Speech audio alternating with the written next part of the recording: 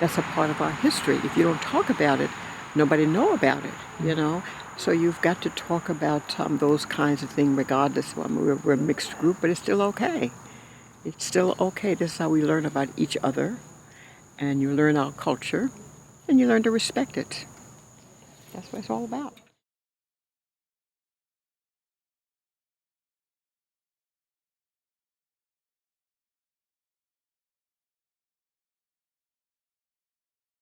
Dr. Perrier Coyle has written an article in which he said this is a public health crisis, the lack of culturally competent end-of-life care. So it's a palliative care program that we built together for rural, southern, African American and white and their families.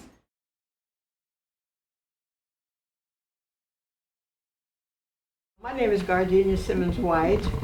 I'm a native of St. Helena Island, which you all will be seeing tomorrow. I will be 85 September 20th. My name is Cindy Coburn Smith. I have been in Beaufort since 1994. Dr. Amy Martin called me one day and she said, I have a friend at the University of South Carolina College of Nursing who's really an expert in palliative care, and she wants to do a study on develop a culturally sensitive, community-based palliative care program in a rural area. Would you be interested? And I said, sure. I started with the focus group about maybe 6 weeks after my husband passed away. And so I was a newly widowed person, really not knowing where to go or what to do. From the focus group, I went on to the community advisory group. It's kind of like another family. So between my family here and my church family, it's been a very humbling experience. I'm Rachel Martin Mills, and I was one of the originals in the focus group. Kind of like Johnny, we lost our husbands about the same time. I lost mine in March, and your husband passed away in August. I feel like it's been such an honor to be able to give something back to the community. I'm a palliative care doctor at Northwestern in Chicago. I'm originally from Boston, Massachusetts. Patients and their families are really our most generous teachers. Some people say, why do you do palliative care? I've been in the field for almost 20 years. And even my mom, who died about 14 years ago, when I moved out of internal medicine practice and told her I was going to do palliative care, and then I had to tell her how to pronounce the word and then what I did, she said, but all your patients may die. She said, aren't you going to get in trouble? Won't they take your license? But I'm a native of Alabama. I think that it's had a profound, sort of impact on me because my parents raised me to really and truly love everyone. Head and neck cancer surgery. I became, exposed to palliative care after Hurricane Ike destroyed our hospital in Galveston, Texas in 2008. So I did a lot of community outreach. You can provide information, and you can provide love, and you can provide support, and you can be a sounding board for anger. But in the end, I did a lot of end-of-life care. And after that year, I was eligible to take the boards in palliative medicine, and I've never looked back. I won't take you back to my birth, but I will say that I'm definitely the child of my parents. My mom is a psychiatrist and my dad is an oncologist, and I joke that if you cross oncology with psychiatry, you get palliative care. All that said about Mississippi being kind of low on the totem pole with palliative care makes me especially excited about having our state be involved in this kind of study, and all the history too in our state that we're not so proud of. It's a very good place for this study to be taking place.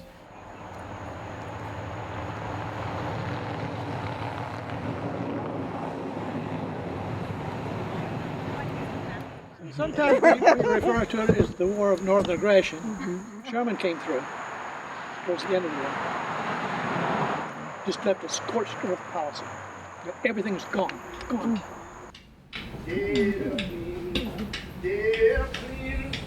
Good morning. Good morning. It's wonderful to have such a wonderful group of enthusiastic people and itching for some history of our culture. Now, Penn School was actually started, their purpose was to educate the newly freed enslaved people. When the slaves were freed in 1862, they were told to go and make a living, etc. There were about 10,000 or more African American that was just left here, not knowing what they were going to do, uneducated, could not read, could not write. So they sent a Unitarian and a Quaker here, Laura Town and Ellen Murray, two white ladies from Pennsylvania, to come to St. Helena Island to educate the newly freed enslaved people. Now that's the significance of actually our history here. Very sacred and dear to our heart. Dr. King and the Southern Christian Leadership Conference, they were strategizing for the civil rights movement. This Penn School was the only place here that mixed races could meet. So they had their conference here, and they strategized for the civil rights movement. He penned I Have a Dream speech here before the March on Washington, and then he wrote, where do we go from here? So all of that was on this campus right here. Now, our main mission is to preserve and promote the Gullah culture. We were not written into the history books. If your grandparents, great-grandparents, were brought here as slaves, we are the Gullah people because we are descendants from Africa. Well, I can say that visiting the Penn Center here on St. Helena Island has really continued to open my eyes to the cultural journey of individuals for which, I care for in healthcare. And so it's important for me to understand the history, to understand the values, to understand the lived experience as we move forward. And also, I think this morning, and hearing from Miss Gardenia and some of the others, it reminds me how important it is to continue to remember and to emphasize for the next generation of how important, because it worries me that it could be lost.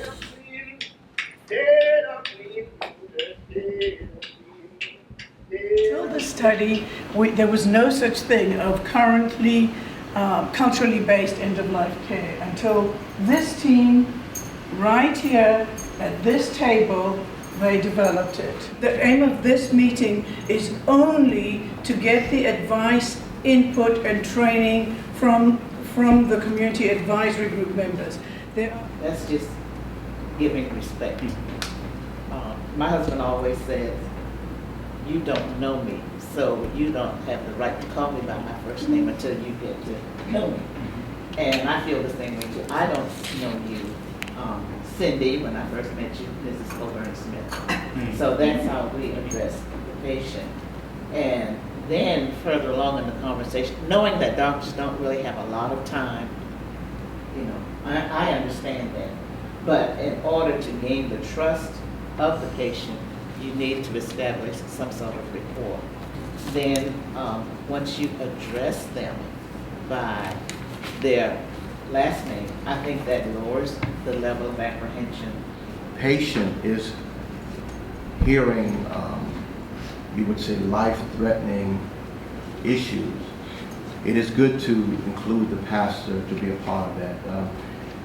Like you said here, because of faith, they believe that perhaps with prayer, and with the pastor there, things will get better. Okay? And on the other part is that as a believer, as believers, we emphasize the importance of faith, yet with faith we live. We continue to live. We don't, that's why sometimes we talk about DNRs and things of that nature. It's very hard to giving up hope, but you're not giving up hope. You're simply living your life by faith each and every day, trusting in God. And if we were to pass away, then we'll be okay. but to talk about it and to not have the pastor with you, it'll be rather difficult. When the pastor says, is it all right if we have a prayer? And Yeah. everyone in the room follows the pastor's lead and the pastor offers a Definitely. prayer, it's an uplifting. Definitely. All of them. The spirituality part, again, we cannot sidestep that in any instances. It's very important. Patient or family member needs support, ask a church member to assist. This is so true. Ask for the name of a church member and discuss how they can provide support. It's amazing if you are affiliated with a church, the comfort that you can get from just your pastor and your church members. This is a very key area, and it's very different for whites and African Americans. Never tell the patient they're dying. So these are what the community has asked us to say. If the family does ask you for a prognosis, give it in a range. Never say date and time. Saying a date and time is sort of like one of the worst things you could do. Very simply, these are your words exactly, Ms. Gordini. Mr. Williams? Yes, how you doing? I'm well, thank you. I'm not doing too good. What's wrong with my dad? What's wrong with my dad? Who's here with you today, Mr. Williams? Well, my loving wife of 55 years. I don't know what I'll do without her. And my two beautiful children here. I put them all through school and college, you know, and we want to know everything. We want to know everything. Okay, well, Just haven't been feeling well. so nice to meet you all. Thank you for coming today. Where is home for y'all? Well, we live near God's country, about 5 miles from Savannah, Georgia. Okay. Yeah. In South Carolina, Savannah, right there. Yes, ma'am. All my life. Thank you all for being here. You know, I heard you when I came in. You said you're not feeling well. Tell me a little bit about what's been going on with you.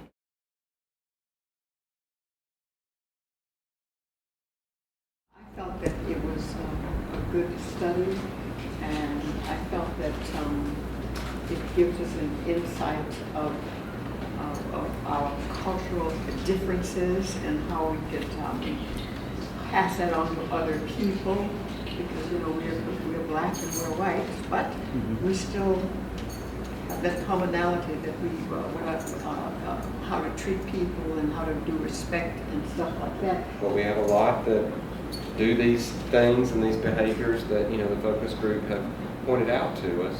So we'll take it one more step over the next 3 to 5 years to other places in Alabama and then the entire country. Where else can you go and get grief counseling and get paid for it? You usually have to pay. This time we're getting paid for it. To all of the doctors, it's been so nice meeting you. Everybody has been so genuine and so down to earth, and that was one of my fears. They're going to come in here, you know, complexes and attitudes, and I'm going to go home. But I stayed, and I'm glad that I did. I certainly enjoyed the camaraderie. Everyone genuinely care about others, and in the line of work that I do, as pastor as well as a bereavement coordinator and chaplain, I deal with all kinds of people, every walk of life, and I think it's just a privilege for me to learn as much as I can and to help wherever I can. And one of our theme in our church is leaving a lasting legacy, and that's what I want to do. When I leave here, they could say that what I've done made a difference in the lives of others. So I'm very grateful First of all, I think it is cool. I guess I would just agree with that. That's the first thing. But I would say that I'm very grateful for the chance to hang out. That's the way I talk. Hang out with you guys and learn from everybody here.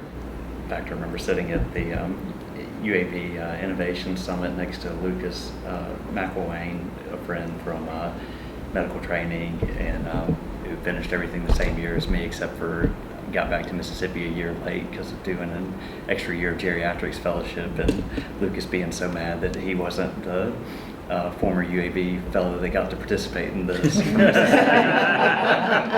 It is very unusual to have lay people do something with physicians. That's very unusual. You know, it's the pecking order, and the lay people or the support staff are not at the top usually. So this has been very, very significant for me as a person.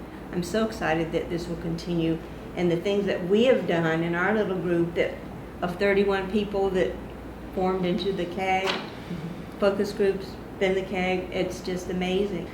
It would be too easy to focus just on the nuts and bolts of the training for the protocol itself, but I think going to the Sheldon Church and going to the Penn Center, Penn School, especially hearing, you know, from you as a graduate of the school was just, I mean, it was incredibly rich, but the richness extends to the sheer fact that you and this group acknowledges how important that historical context is, because everything that we're doing now is, I mean, it all grew out of that history, you know, good and bad, what we need to do to make it better. I had no idea what it could possibly come to. I thought, well, we'll go for a little while, and you know, I found a lot of other little projects, and they didn't quite move along fast enough or something, or they never materialized. So grateful for that, and to be able to give back to the community, and I've learned so much from each one of you, and I'm grateful for the way each of you have touched my lives. We've been at it for so many years, and when I think of how everybody came to all the meetings except for one marriage, which was completely Slight little changing plans. and everybody came, everybody has their books, nobody has lost their books, everybody's committed to it, and all these years of working together and making the protocol, I just visualized it, and it's not at all anything we can do. It has to come from you, and you did. And when we finished writing it, and I was like, do you guys know what you've done? No, says Miss Johnny, no. And I think it was kind of scary hearing what you said, Rodney, about the future generations, because it's sort of, like you said, hope. For me to dare to hope that that's what we can achieve is wow. Be the glory to God. Be the glory to God.